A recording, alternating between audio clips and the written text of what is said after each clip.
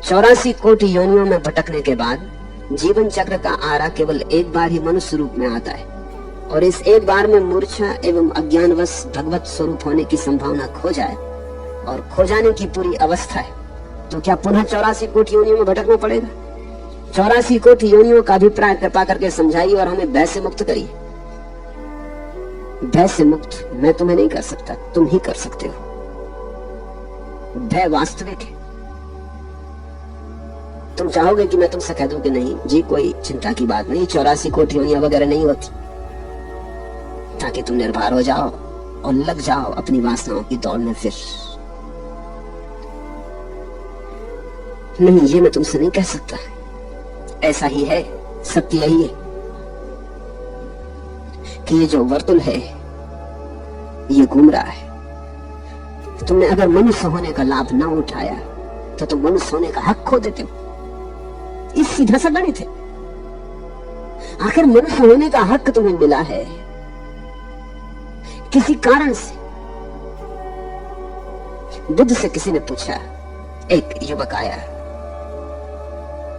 संन्यास्त होना चाहता था। उसने पूछा कि आपको देखकर, राह पर आपको चलते देखकर, आपकी ये प्रसादपूर्ण कांति, आपका ये अपूर्व अपार्थिव सौंदर्य, मेरे मन में भी बड़ी गहन आकांक्षा उठी, मगर मैंने कभी इसके पहले संन्यास का सोचा भी नहीं था, और मैं कभी धर्म इत्यादि में उत्सुक भी नहीं रहा।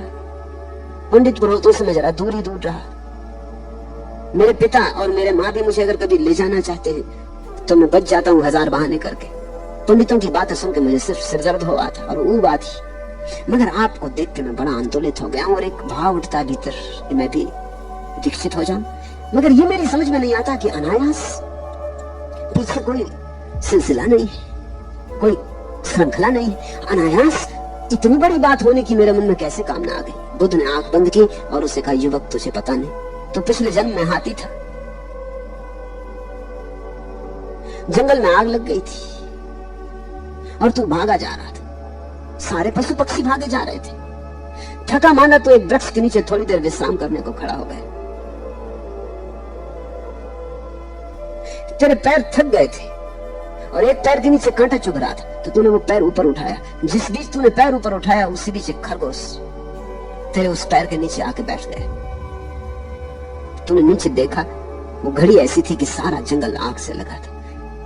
वो मौका ऐसा था कि तुझे एक बात दिखाई पड़ी, हम सभी अपने जीवन के लिए भागे जा रहे हैं, ये खरगोश भी बेचारा भागा जा रहा है। मैं थक गया, मैं हाथी हूँ, तो ये भी थक गया, और ये किस निश्चिंतता से मेरे पैर के नीचे बैठा, जो मैंने उठाया हुआ मैं रखूंगा पैर नीचे तो ये मर जाएगा। वो घड़ी ऐसी थी कि तू अपने जीवन के लिए इतना उत्सुक था, तेरी जीवात्मा इतनी प्रबल थी कि बच जाऊं, कि तुझे ये लगा कि जैसे मैं बचना चाहता हूँ वैसे सभी बचना चाहते। तुझे बड़ा बोध हुआ और तू पैर वैसा ही उठाए खड़ा रहा, और वो खरगोश नीचे निश्चिंत बैठा रहा। जब खरगोश हट गया तब तूने पैर नीचे रखा, लेकिन पैर अकड़ गया था, तू नीचे न रख पाया, गिर पड़ा। खरगोश तो बच के निकल गया, लेकिन तू उस जंगल में लगी आग में जल के मर गया। लेकिन मरते वक्त तेरे मन में बड़ी तृप्ति थी, एक बड़ी शांति थी, एक अपूर्व उल्लास था, एक आनंद का भाव था कि मैंने खरगोश को नहीं मारा, चलो मैं मर गया, ठीक। उसका फल है कि तू मनुष्य हुआ। बुद्ध ने कहा, तूने वो जो करुणा दिखाई, उस करुणा के कारण तू मनुष्य हुआ। उसी करुणा के कारण तेरे भीतर ये बीज पड़ गया। बुद्ध कहते थे, जिसके जीवन में करुणा हो उसके जीवन में प्रज्ञा आती, बोध आता, और जिसके जीवन में प्रज्ञा हो उसके जीवन में करुणा आती। ये एक ही सिक्के के दो पहलू। तो जो व्यक्ति ध्यान को उपलब्ध होकर प्रज्ञा को उपलब्ध होता है, उसके जीवन में महाकरुणा आ जाती, और जिसके जीवन में करुणा की थोड़ी सी भी गंध हो, वो आज नहीं कल समाधि में उत्सुक हो ही जाएगा। उस करुणा के कारण आज राह पर चलते मुझे देखकर तेरे मन में ये भाव उठा। ये अकारण नहीं है, इसके पीछे श्रृंखला है।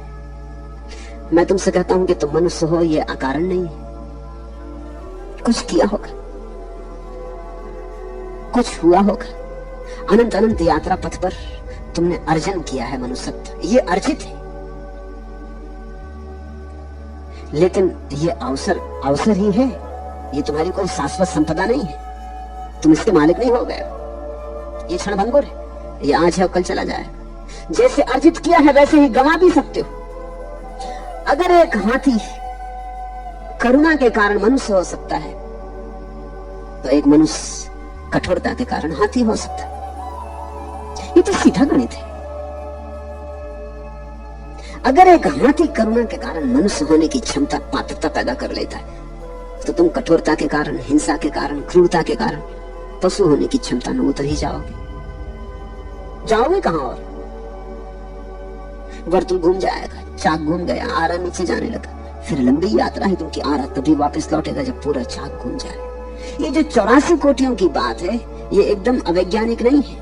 और ये 84 करोड़ योनियों की जो बात है, ये केवल कोई पौराणिक आंकड़ा भी नहीं है, ऐसा ही है। अब तो वैज्ञानिक धीरे धीरे धीरे खोज करते करते इस नतीजे पर पहुंच रहे हैं कि हिंदुओं का आंकड़ा शायद सही सिद्ध होगा। इतनी ही कोटियां हैं, अभी तक इतनी पूरी नहीं हो पाई हैं, लेकिन रोज खोज हो रही। पहले तो ईसाई हंसते थे कि 84 करोड़ योनियां दिखाई कहां पड़ती।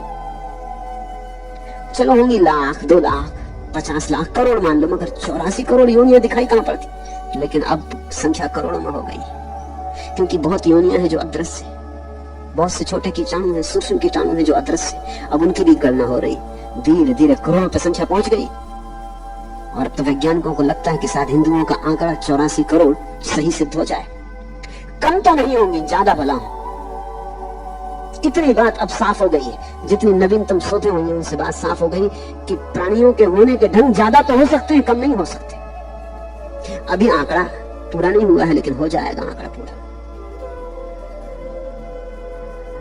ये पूरा वर्तुल है, ये 84 करोड़ आरे हैं और इनका पूरा चाक है। ये चाक पूरा घूमता है। एक बार तो मनुष्य होने के आरे पर ऊपर आए, शिखर बने, मनुष्य शिखर है। अगर वहां से छलांग लगा ली तो लगा ली, क्योंकि वहां थोड़ा बोध है, बहुत थोड़ा। मनुष्य होने में ही इतना थोड़ा बोध है कि यहाँ से भी चूक जाते हो तो फिर और हाथी, घोड़े, कुत्ते होने में तो फिर बोध और खो जाए, फिर वहां से तो चूकना निश्चित ही है। तो मैं तुम्हें भय से मुक्त नहीं कर सकता, तुम्हें भय से मुक्त कर सकते हो। मत चूको, भय खत्म हुआ। भय का उपयोग कर लो। इसको भय क्यों समझो, इसको सत्य समझो। ऐसा ही समझो कि तुम जा रहे हो एक रास्ते पर, मैं तुमसे कहता हूं बाएं तरफ एक गड्ढा है, तुम कहते मार डाला। अब हम क्या करें? हमें भय से मुक्त करिए, कहिए कि गड्ढा नहीं। मैं तो कह दूं कि गड्ढा नहीं, लेकिन इससे गड्ढा सुनेगा नहीं, गड्ढा मिटेगा नहीं। मेरे कहने से खतरा बढ़ जाएगा। मैं कह दूं कि गड्ढा नहीं है, जाओ बेटा, मजे से जाओ, गीत गाते हुए जाओ, फिल्मी धुन गाना, कोई गड्ढा वगैरह नहीं है, तो तुम्हें डराने के लिए कहा था। अब तुम जरूर गिरोगे। गड्ढा है, दोनों तरफ है, रास्ता सकरा है, रस्सी की तरह पतला है। जैसे रस्सी पे चलते नट को देखा ना, अब गिरा तब गिरा, ऐसा ही जीवन है। खतरा यहां है ही, इसको भय मत समझो। ये सच्चाई है, इस सच्चाई का उपयोग कर लो, इस सच्चाई के ऊपर उठ जाओ। इस मनुष्य जीवन के अवसर को खो मत। अजूम चेत गमार, अब भी जागो। ये अवसर बड़ा बहुमूल्य है। तुम जैसे गमा रहे हो, इसलिए बेचारे पलटू दास को कहना पड़ता है गमार, जैसे तुम गमा रहे हो। जो गमाए सो गमार। तुम किस चीज में लगा रहे हो ये अवसर को? कोई स्त्री के पीछे दौड़ रहा है, कोई पुरुष के पीछे दौड़ रहा है, कोई धन के पीछे, कोई पद के पीछे। लेकिन यही तो तुम जन्मों जन्मों में, कोटियों कोटियों में, अलग अलग योनियों में करते रहे। वहां भी यही सब चलता है। तुमने देखी बंदरों की एक जमात, उनमें एक राष्ट्रपति होता, सबसे ज्यादा उपद्रवी, झंझटी, झगड़ेल, मारने पीटने को तैयार, डरवाने में कुशल, वो अगुआ होता, बाकी सब उससे डरते। फिर अगर तुम बंदरों को गौर देखो, जिन्होंने अध्ययन किया बंदरों का, तो कहते हैं बंदरों में पूरी की पूरी राजनीति होती, पूरा कैबिनेट पाओगे तुम, पूरा मंत्रिमंडल। वो जो एक सबसे ज्यादा दुष्ट, उसके आसपास 10-5 का एक गिरोह जो उसके सलाहकार, और फिर उसके बाद और फिर उसके बाद और तुम उनमें बराबर वर्ण भी पाओगे। कुछ है जो काम शूद्र के ही करते, कुछ है जो काम सिर्फ ब्राह्मण के करते हैं, जो सिर्फ सलाह मशविरा देते, कोई झगड़ा जहां आ जाए तो मार्ग सुझाते। कुछ है जो छतरी का काम करते, झगड़ा जहां सा हो तो लड़ने को तैयार, जवान, मजबूत। और स्त्री बच्चे, उनकी सब सुरक्षा करते। जब बंदरों का गिरोह चलता है तो स्त्री बच्चे बीच में चलते, अगुआ आगे चलता है, स्त्री बच्चों को घेर के छतरी चलते। कुछ ही बंदरों में तुम पूरे मनुष्य की राजनीति पाओगे। तुम नई दिल्ली के सब रंग ढंग बंदरों में पा सकते हो। तो पार्लियामेंट में अगर थोड़े बंदरपन हो जाता तो बहुत चिंता मत किया करे, वो होने ही वाला है। अगर मारा धापी हो जाती है, खींचतान हो जाती है, एक दूसरे को धक्कम धुक्की हो जाती है, वो होने ही वाली। राजनीतिक से इससे ज्यादा की आशा की भी नहीं जा सकती। राजनीति है ही वही जंगलीपन, वही जानवर की वृत्ति, कैसे दूसरे का मालिक हो जाऊं। जब तक तुम दूसरे के मालिक होना चाहते हो तब तक तुम पशु वृत्ति से जी रहे हो। जिस दिन तुम अपने मालिक होना चाहते हो उस दिन तुम सच में मनुष्य हुए। स्वयं की मालकियत की खोज धर्म, दूसरे की मालकियत की खोज राजनीति। फिर धन इकट्ठा कर रहे हो तो धन भी इकट्ठा करके क्या होगा? सब पड़ा रह जाएगा, सब ठाट पड़ा रह जाएगा। जब बांध चलेगा बंजारा तो तुम अवसर खो रहे हो।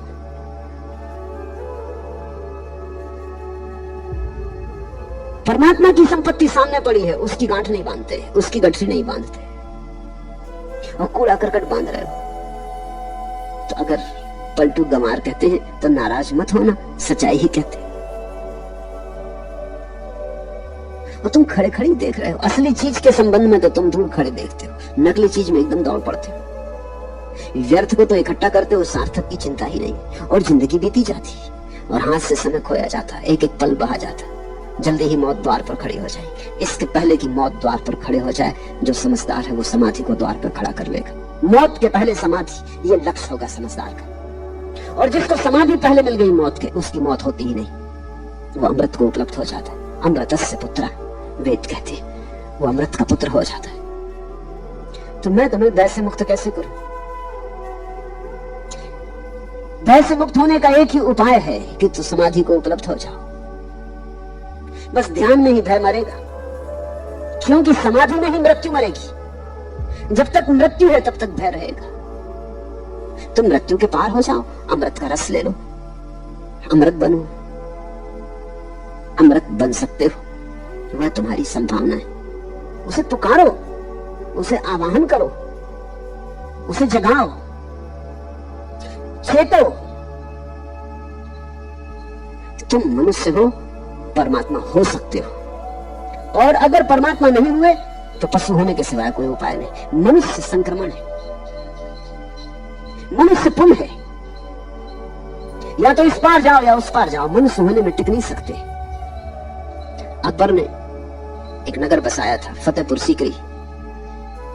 उस नगर को जोड़ने वाला जो पुल है, उस पुल पर वो एक वचन लिखना चाहता था। बड़ी खोजबीन की उसके पंडितों ने कि कोई ऐसा वचन मिल जाए। बहुत वचन खोजे गए, फिर जीसस का एक वचन उसे पसंद आया। मुसलमान बहुत प्रसन्न तो नहीं थे, क्योंकि वो चाहते थे मोहम्मद का वचन हो। हिंदू पंडित भी उसके दरबार में थे, वो भी बहुत प्रसन्न नहीं थे, क्योंकि वो चाहते थे कोई उपनिषद और वेद से मिले। मगर वो वचन सच में बहुमूल्य था। वो वचन है कि यह जीवन एक पुल की भांति है, इससे गुजर जाना, इस पे घर मत बनाना। पुल पर कोई घर थोड़ी बनाता है। मनुष्य तो केवल संक्रमण है, सेतु। एक तरफ पशु है, दूसरी तरफ परमात्मा है। मनुष्य तो बीच की सीढ़ी, इससे गुजर जाना, इस पे घर मत बनाना। क्योंकि इस पे अगर रुके तो नीचे गिरोगे, या तो नीचे गिरो या ऊपर जाओ, यहाँ रोकना हो नहीं सकता। इतना ही मतलब है इस बात का कि 84 कोटि योनियों में भटकना पड़ेगा। ठीक ही किया है संतों ने कि तुम्हें साफ साफ कह दिया, गड्ढे हैं और गिर के लौटना आसान नहीं होता। क्योंकि जब आसान हो सकता था तब आसान नहीं हुआ, बोध था तब आसान नहीं हुआ। गड्ढे में गिर गए फिर तो अबोध हो जाओ, फिर तो बहुत मुश्किल हो जाएगा। फिर तो प्रकृति की प्रक्रिया से घूमते घूमते लंबी यात्रा के बाद शायद दोबारा कभी आओ अनंत काल में। अभी बागडोर हाथ में ली जा सकती थी, अभी ना ली। पशुओं के हाथ में अपनी बागडोर नहीं, मनुष्य के हाथ में अपनी बागडोर है। भय से मुक्त होने का एक ही उपाय है कि तुम इस भय का उपयोग कर लो, इसको सृजनात्मक उपयोग कर लो। समाधि को बुला लो, समाधान हो जाएगा, सब समस्या मिट जाएगी। भक्ति हो, प्रार्थना हो कि ध्यान हो, किसी भी मार्ग से उस चित्त दशा को खोज लो। ग्रह हमारा सुन्न में, अनहद में विश्राम। आज इतना।